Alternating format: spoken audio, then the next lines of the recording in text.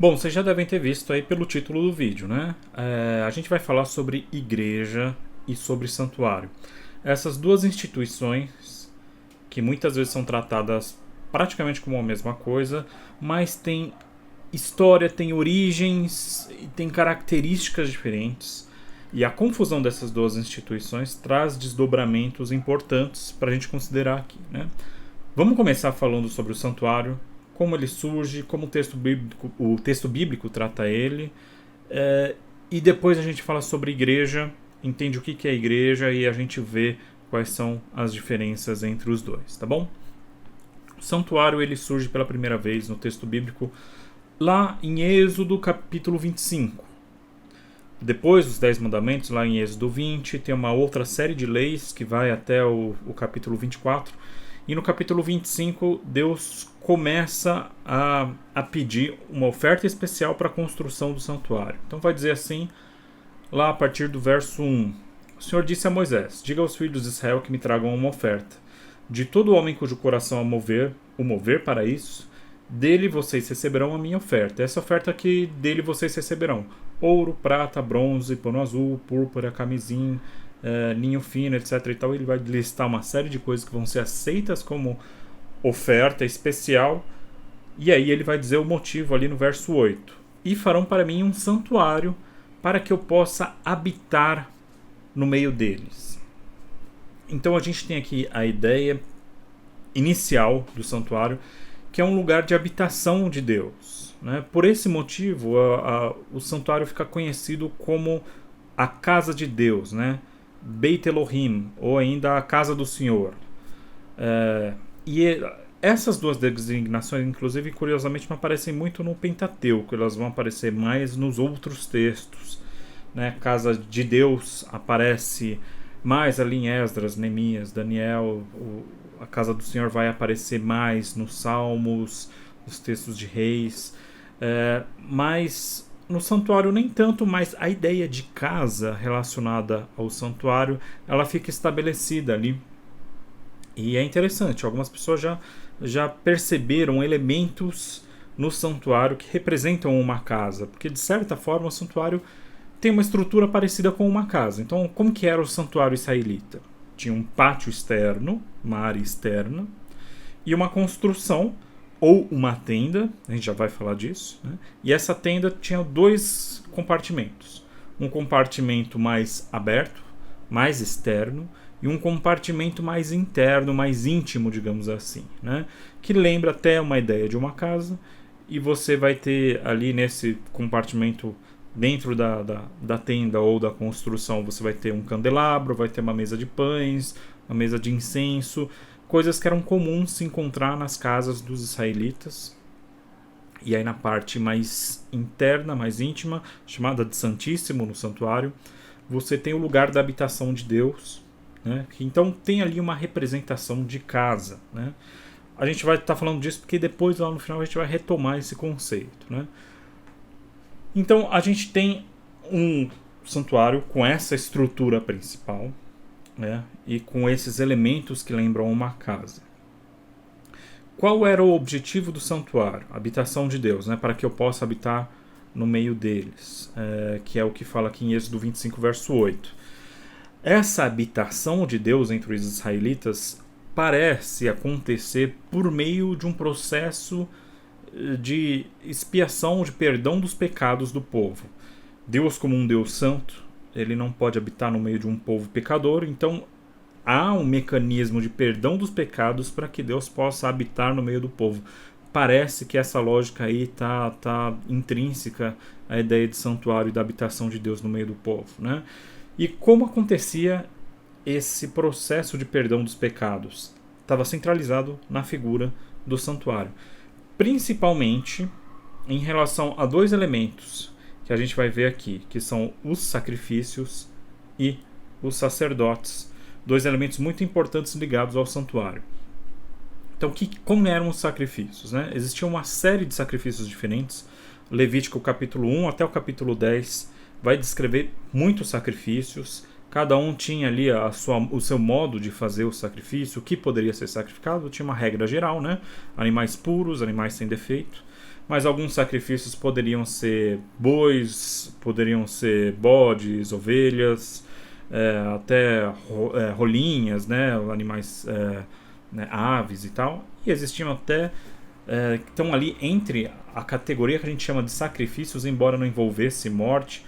Você tem ali quando os israelitas ofereciam cereais, né, como se fossem bolinhos feitos de cereais, que também eram oferecidos ali no altar de sacrifícios do santuário. O que é interessante, né? A palavra sacrifício em português tem essa conotação de morte necessariamente e até de sofrimento, né? A gente usa a palavra sacrifício fora do contexto cultural israelita, né? Ou até pagão também tinha um sacrifício. Mas a gente pode falar que foi um sacrifício fazer tal coisa. Quer dizer que foi um sofrimento, foi muito difícil. Mas a palavra no hebraico não tem essa conotação negativa, né? O sacrifício, o korban, está relacionado com o verbo kerev, que significa aproximar. Então os sacrifícios são, assim, aproximações. São modos dos israelitas se aproximarem de Deus, ou melhor ainda, de Deus se aproximar dos israelitas, conforme a gente viu aqui em Êxodo 25, verso 8. É Deus que habita no meio do povo. Então, ainda que houvessem diferentes tipos de sacrifícios e que envolviam diferentes partes do santuário, a maior parte dos sacrifícios eram feitos no altar, o sangue era derramado nas pontas do altar. Alguns sacrifícios, o sangue era levado para dentro do santuário e era colocado ali, era espirrado no véu do santuário, e dependendo, né, ali no ritual do sacrifício do dia da expiação, o sangue era levado para dentro do Santíssimo e assim por diante. Cada sacrifício tinha a sua peculiaridade, mas uma coisa que era interessante em todos o sacrifício tem que ser feito no santuário. Essa lei, ela é bem séria, ela se repete em vários lugares ali na Bíblia. Por exemplo, lá em Deuteronômio 12, verso 13 e 14. Cuidado, não ofereçam seus holocaustos em qualquer lugar que encontrarem, mas no lugar que o Senhor escolher, numa das tribos de vocês. Ali vocês devem oferecer os seus holocaustos e ali farão tudo o que lhes ordeno. Então existe uma centralização ali no santuário, e é uma centralização importante. A gente vai falar bastante desse aspecto. Ninguém poderia oferecer sacrifícios fora do santuário, né? Inclusive é por isso que hoje os judeus não oferecem sacrifícios. O santuário foi destruído. Você não pode simplesmente fazer um altar e oferecer sacrifício como era feito antes da existência do santuário, né? Os sacrifícios eram centralizados ali no santuário. O que é interessante, né? Isso gera até situações políticas, né? Quando o reino do norte se separa do reino do sul, e aí o rei do norte entende que fazer com que toda a sua população vá de vez em quando para a capital do Reino do Sul, que era Jerusalém, onde ficava o santuário, era uma coisa complicada para você manter o seu poder, manter o Reino do Norte coeso. Então ele cria outros lugares de sacrifício, né? Ali na capital, Samaria, e aí tem toda a polêmica entre os samaritanos e os judeus, que a gente vê lá quando Jesus encontra a samaritana, né? no poço, que ela pergunta qual é o lugar de adoração. Justamente foram criados outros lugares de adoração contra o que Deus tinha ordenado, porque essa centralização do santuário causava uma coesão entre o povo, né? Uma coesão que fazia, por exemplo, 3 vezes por ano, todo israelita tinha que ir até o santuário, né? Em 3 festas principais, que era Páscoa. Depois, 7 semanas depois, você tem a festa das semanas, e você tem um outro ciclo de festa, a festa das tendas ou dos tabernáculos, né, Sukkot. Então, 3 vezes por ano os israelitas tinham que fazer uma peregrinação até o santuário, tinham sacrifícios para serem feitos ali no santuário, todos tinham que ir para esse lugar. Então, o santuário é um lugar centralizador. Ao mesmo tempo que ele era centralizador, ele estabelecia uma certa hierarquia. Por quê? Porque não era todo israelita que podia entrar dentro do santuário. Os israelitas tinham acesso ao pátio, à parte externa do santuário, onde eles levavam os seus sacrifícios, né?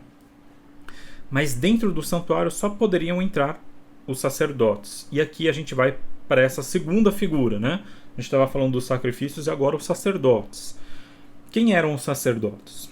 Os sacerdotes eram levitas, eles eram da tribo de Levi, eles eram da família de Arão, os descendentes de Arão, ou seja, não é todo levita que é sacerdote, mas todo sacerdote levita.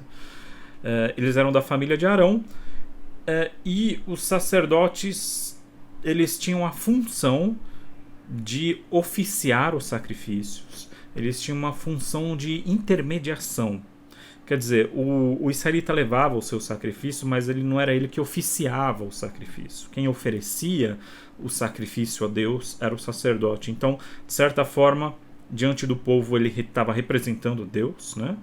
Principalmente a gente vê ali no ritual do dia da expiação o sumo sacerdote, que tem toda uma descrição dentro da liturgia judaica da aparência do sumo sacerdote no final desse ritual, né? Que era uma aparência quase divina, segundo a descrição que se tem no Talmud. Ele representava a Deus diante do povo e representava o povo diante de Deus. Quer dizer, os sacrifícios eram oferecidos pelo sacerdote para Deus também. Então, ele tem essa função de intermediação, uma função muito importante. O que é interessante é que era uma função fixa. Você não escolhia ser sacerdote, você nascia na família de Arão e era sacerdote. Você não escolhia nem não ser sacerdote. Você tem uma linhagem e os sacerdotes fazem parte daquela linhagem, né? Embora na história de Israel, muitas vezes a gente tenha os sacerdotes que não seguiam essa linhagem, né? Principalmente ali no Novo Testamento. Você tem toda uma mudança ali de sacerdócio e tal, que não vem ao caso aqui. Mas o que é interessante é justamente isso, né? Os sacerdotes, eles tinham essa função de oficiar todo o serviço do santuário, né? Na verdade, não só os sacrifícios, mas eles acendiam o candelabro, eles trocavam os pães que estavam ali na mesa, eles que colocavam o incenso no altar de incenso e todas essas coisas, né? Então, o sacerdote tinha essa função e os levitas, né? Toda a tribo de Levi também tinham funções relativas ao santuário. Então, o santuário, na época de Moisés, era uma grande tenda, era uma barraca praticamente. E era uma coisa interessante que era um santuário móvel. Então, essa é uma coisa bem inovadora dentro do contexto do Antigo Oriente Médio. Então, não era um santuário que ficava fixo em um lugar, era um santuário que se movia. E era a função dos levitas carregar esse santuário. Então, você tem 3 famílias entre os levitas e eles levavam justamente as ferragens dessa tenda, as lonas da tenda e os móveis do santuário. Eram as 3 funções. Estava mais ligado à zeladoria do santuário do que a ideia que a gente tem hoje do levita como sendo um cantor, né? Essa função litúrgica e tal, ela aparece bem depois, na época de Davi, que aí o santuário é construído, e aí o santuário deixa de ser uma tenda, passa a ser uma construção e tem um lugar fixo, né? E aí a função dos levitas é remanejada agora nessa nova situação. Então, notem isso, né? O que é importante do santuário ele é centralizador, como a gente falou, ele é hierárquico, ele é fixo, você tem funções específicas que não são móveis, muito embora, e aqui eu vou abrir um parênteses, haviam indicações de uma certa democratização dentro do santuário, né? Então, só para a gente citar 2 exemplos aqui, em relação primeiro aos sacerdotes, a gente tem, por exemplo, os nazireus, que eram pessoas do povo. Você podia espontaneamente fazer um voto de nazireu, e o nazireu tinha características ali compartilhadas com os sacerdotes. Então eles tinham ali uma característica sacerdotal, né? Embora eles não pudessem oficiar a função dos sacerdotes. Então existia uma forma de democratizar isso. E também a gente tem lá em Êxodo 19 falando que, apesar de existirem sacerdotes israelitas, todo o povo de Israel era sacerdote, né? Vocês são uma nação de sacerdotes. Isso aparece lá em Êxodo capítulo 19, né? Pouco antes ali da dádiva dos 10 mandamentos. Então a ideia do sacerdócio é fixa dentro do conceito de santuário é fixa, embora exista ali algumas indicações de democratização, e a gente tem também a ideia do santuário em si, que as pessoas não podiam entrar no santuário e coisa assim, mas a gente tem uma coisa interessante, né? A palavra santíssimo em relação às partes do santuário aparece em relação só a duas coisas: a esse lugar do santuário que só o sumo sacerdote tinha acesso no dia da expiação, era um lugar muito exclusivo e fechado, e ao mesmo tempo o altar de sacrifícios também é chamado de santíssimo, onde todo mundo tem acesso. Então tem uma ligação aí entre o lugar mais exclusivo e fechado e o lugar mais exposto e aberto do santuário. É como se as pessoas tivessem acesso ao Santo dos Santos, ao Santíssimo, né? Todos tivessem acesso ao Santíssimo através do altar de sacrifícios, né? Mas de modo geral, essa é a instituição do santuário. O objetivo principal é sacrifícios e, em última instância, a expiação dos pecados para a habitação de Deus. É o lugar onde Deus estava, Deus se manifestava fisicamente dentro do santuário, né? A gente tem ali, quando o santuário é construído, né, as duas vezes que o santuário é construído, a gente tem a ideia de que quando termina e é dedicado a Deus aquele lugar, o lugar se enche de uma fumaça que é a glória de Deus. Essa expressão aparece, né? Que é a presença intensa de Deus, e a presença de Deus é tão intensa ali que nem os sacerdotes conseguem ficar naquele lugar. Então a gente tem a ideia de que o santuário é o lugar onde Deus se manifesta fisicamente, ele habita ali fisicamente, né? Tem uma ideia interessante, né? Que Deus habita no santuário e ao mesmo tempo ele habita em todos os lugares, né? E isso existe muito dentro do contexto bíblico, né? Assim como os sacerdotes, eles eram santos sacerdotes, mas todo o povo também era sacerdote, né? E uma coisa não exclui a outra, né? Curiosamente tem esses paradoxos dentro do pensamento israelita, né? Então esse é o santuário. Deu para a gente ter uma ideia geral de como ele funcionava, da função dele e de todo esse conceito de centralidade e hierarquia ligado ao santuário. E a igreja, de onde ela vem? A gente vê, pelo que a gente descreveu, a gente já consegue perceber diversas diferenças entre o santuário israelita e a igreja da forma como a gente conhece hoje, né? A igreja aparece em um outro contexto, né? Voltando bastante no tempo, como você tem um lugar só e um lugar onde não é um lugar para o povo entrar dentro, o santuário acaba sendo um lugar onde o povo se encontra, mas não onde o povo entra. Então começaram a se criar lugares relacionados ao santuário para o povo se reunir, para culto, para estudo, né? Inclusive quando o santuário é construído, como uma construção mesmo, na época de Davi, como a gente falou, você tem ali vários átrios no santuário construídos para estudo da Torá, né? Estudo da Bíblia, para cântico, para liturgia e tal, onde as pessoas tinham acesso. Então começa-se a criar estruturas, primeiramente próximas ao santuário, e depois essas casas vão se espalhando entre o povo, para o povo se reunir no dia a dia. A gente não tem muito o detalhe de como são essas casas antes do exílio, mas quando acontece o exílio, em que o santuário é destruído, o povo então cria uma instituição que a gente conhece como sinagoga. A sinagoga, então, não é o santuário, ela surge por causa dessa necessidade do santuário ter sido destruído, então você não tem mais essa centralidade do culto israelita. Então as pessoas começam a se reunir em casas, em lugares menores, tem construções que são sinagogas, e ali é lugar de reunião. As pessoas vão lá para se reunir e para, como eu já disse, né, para estudo, principalmente o estudo da Torá, e para culto, para as reuniões litúrgicas do culto, né? Existe uma relação entre a sinagoga e o templo, né? Principalmente ali no exílio, quando você não tem o templo, os cultos das sinagogas acontecem nos horários dos sacrifícios do templo, justamente para você relembrar a imagem do templo, para você lembrar a falta que o templo faz, né?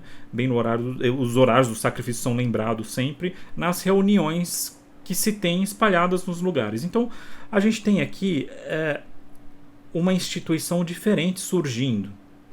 não é mais uma instituição centralizada, mas ela é espalhada. Ela não tem uma hierarquia tão fixa, porque você não tem a necessidade de um sacerdote oficiando uma liturgia específica dentro da sinagoga, mas você vai ter líderes locais ali se organizando nas sinagogas e vira uma outra coisa. As pessoas têm acesso às sinagogas. A igreja, ela não vem do santuário, a igreja vem da sinagoga. Então, as pessoas se reuniam em sinagogas, e quando surge o cristianismo, que surge dentro do judaísmo, primeiramente, né, as pessoas passaram a se reunir em casas da mesma forma como se reuniam em sinagogas. Inclusive, elas iam em sinagogas judaicas no início, né? A gente tem Paulo diversas vezes indo nas sinagogas. Lá no livro de Atos a gente tem os primeiros cristãos indo nas sinagogas, que eram os lugares de reunião. Então, é interessante a gente perceber que o Novo Testamento acontece inclusive com o segundo templo lá construído, e a gente vê que existe o santuário e ao mesmo tempo existem sinagogas. Então, quando o segundo templo é destruído, você não tem uma cisão tão grande quanto o primeiro, onde surgiram as sinagogas, porque as instituições das sinagogas já existiam. Então, esse culto espalhado, esse culto menos hierarquizado, menos centralizado, ele já existia. Então, essas são as principais diferenças. Vocês veem que tem termos que eu estou repetindo bastante aqui, justamente para enfatizar esses dois aspectos das sinagogas / igrejas e do santuário. Então a gente percebe primeiro, a igreja é um lugar onde as pessoas entram. Isso já caracteriza como não sendo um santuário, né? As pessoas não entram dentro do santuário. As pessoas chegam no pátio do santuário para oferecer sacrifícios, e aí está o segundo elemento, né? Ninguém oferece sacrifícios dentro da igreja. A igreja tem como objetivo o culto, a reunião, né? O culto, o estudo da Bíblia e as liturgias próprias da igreja. Então, a igreja mantém esse componente da sinagoga, de ser espalhado. A gente criou uma hierarquia para a igreja que é mais fixa, mas não chega a ser tão rígida quanto a do próprio santuário, onde você tinha uma linhagem de sacerdotes que poderiam oficiar os sacrifícios, e a função do sacerdote não é a mesma função dos líderes da igreja, né? Então vamos lá. A palavra igreja, no Novo Testamento, a palavra em grego é a palavra eclésia, que se refere à palavra kahal no hebraico, que significa congregação, é uma reunião de pessoas. Então a gente já vê que igreja é o lugar onde as pessoas se reúnem, né? É o lugar onde as pessoas entram e se reúnem. A princípio, a gente vê no Novo Testamento, inclusive, que você não tem um lugar fixo para ser uma igreja. A palavra igreja não se refere no Novo Testamento a uma construção, mas a uma reunião. Você pode substituir a palavra igreja por congregação no Novo Testamento, porque literalmente é o que a palavra eclésia no grego significa, né? Na hora de traduzir, é que se traduziu a palavra congregação como igreja, né, para você querer indicar essa instituição, né? Mas você pode substituir a palavra igreja por congregação, que quer dizer a mesma coisa. Então, a gente vê, por exemplo, no Novo Testamento alguns textos interessantes que mostram essa flexibilização, essa igreja que não está necessariamente relacionada a um lugar físico. Então, por exemplo, ali em Filemon, uma carta que é pouco lida, né? Uma carta bem curta, está lá em Filemon capítulo 1, os versos 1 e 2 diz o seguinte, né? Paulo, prisioneiro de Cristo Jesus, e o irmão Timóteo, ao amado Filemon, que é também o nosso colaborador, a igreja que se reúne em sua casa, a irmã Áfia e a Arquipo, nosso companheiro de lutas. Então, ele está mandando essa carta à igreja que se reúne na casa de Filemon. Então, é uma igreja, é uma congregação, é um conjunto de pessoas que se reúnem em uma casa, na casa de uma pessoa, que é Filemon. Isso vai aparecer em outros lugares também, lá, por exemplo, em Romanos, capítulo 16, os versos 3 a 5, diz o seguinte: Saúdem Priscila e Áquila, meus cooperadores em Cristo Jesus. os quais pela minha vida arriscaram a sua própria cabeça, e isso lhes agradeço, não somente eu, mas todas as igrejas dos gentios. Saúdem igualmente a igreja que se reúne na casa deles. Saúdem meu querido Epêneto, o primeiro fruto da fé em Cristo e tal, e ele começa a saudar as pessoas, mas no meio das saudações ele saúda a igreja que se reúne na casa de Priscila e Áquila. Então a gente vê que a palavra igreja no Novo Testamento não se refere a uma construção, mas uma reunião, né? Isso resolve, por exemplo, quando a gente vai para 1 Timóteo 3, verso 15, que talvez seja aí o grande contra-argumento das pessoas a essa ideia de uma igreja, de um lugar físico, porque ele vai dizer o seguinte, né? Escrevo essas coisas a você, esperando ir vê-lo em breve, mas se eu demorar, você saberá como se deve proceder na casa de Deus, que é a igreja do Deus vivo, coluna e fundamento da verdade. Então, quando a gente lê esse texto, a gente faz uma relação direta entre a igreja, o prédio da igreja e a construção do santuário, porque ele diz que a casa de Deus é a igreja. E a gente fala do prédio da igreja como casa de Deus, mas é importante a gente ter em mente isso. Quando ele fala que a igreja é a casa de Deus, ele está falando que a congregação de pessoas é a casa de Deus. Deus habita não no prédio, mas na reunião de pessoas. E aqui vocês vão lembrar de textos bíblicos que falam disso, né? Jesus fala, onde estiverem dois ou três reunidos em meu nome, ali vou estar também, né? Então é importante ter em mente que a construção não tem um valor sacro dentro do texto do Novo Testamento, né? No texto bíblico, a construção da igreja ela não tem uma sacralidade como a construção do santuário. O que é sacro, o que é sagrado é a congregação de pessoas, né? Isso que é importante, né? Então a gente está falando do prédio em si, a gente tem essas diferenças. O prédio da igreja não tem o mesmo componente de sacralidade como o prédio do santuário. Inclusive, existem alguns choques de conceitos, né? Primeiro que a gente vive no Brasil. O Brasil é um país bastante católico, né? E aqui fazendo um adendo, dentro do pensamento católico existe essa relação entre igreja e santuário. A igreja é o santuário, o culto é um sacrifício e os padres são sacerdotes, né? E você tem lá na frente da igreja o altar em si, mas essa doutrina católica não está necessariamente baseada no texto bíblico, mas dentro da tradição católica, né? E isso é uma coisa que é coerente dentro do catolicismo, porque dentro do catolicismo você não precisa necessariamente estar preso ao texto bíblico, porque dentro do pensamento católico a Igreja Católica ela tem a mesma autoridade que a própria Bíblia. Então a tradição católica e a Bíblia têm a mesma força, a mesma autoridade. Então, dentro do pensamento católico isso é coerente, mas se você não é católico, essa relação entre igreja e santuário não faz sentido algum, né? Inclusive, quando a gente vê sinagogas que ainda mantém mais separada essa ideia de santuário e lugar de reunião, nas sinagogas, dentro das sinagogas onde acontecem os cultos, você tem também reuniões que não são religiosas, não tem cunho religioso. Você tem, às vezes, show de música judaica acontecendo dentro da sinagoga. Você se reúne na sinagoga para discutir alguma coisa e tal. Então não tem aquela ideia de o lugar ser sagrado, como não deveria ter também nas igrejas do Novo Testamento, né? Esse pensamento da sacralidade do lugar está relacionado ao santuário e não à igreja, né? O sacrifício, então, não tem lugar dentro da igreja. O sacrifício era central dentro do santuário, e a igreja não é o santuário, né? No Novo Testamento, o sacrifício é Cristo, né? Hebreus, lá no capítulo 10, o verso 12 e 13 vai dizer, né? Jesus, porém, tendo oferecido para sempre um único sacrifício pelos pecados, assentou-se à direita de Deus, aguardando daí em diante que seus inimigos sejam postos por estrado dos seus pés. Então, Jesus, ele próprio é o sacrifício.